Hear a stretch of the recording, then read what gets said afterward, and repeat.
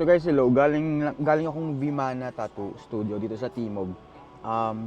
They usually bring Adjourn here. Siya yung nagtatattoo sa sakyan.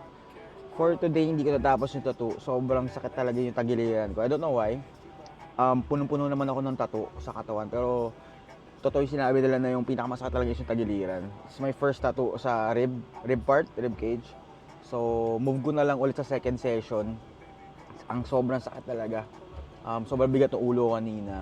So I had to drink water and eat chocolate. Pinakain naman ako ni Sir Gino. Shoutout kay Sir Gino, the owner of Bimana. Salamat. So, tuloy ko na yung vlog ko. May part 2 to.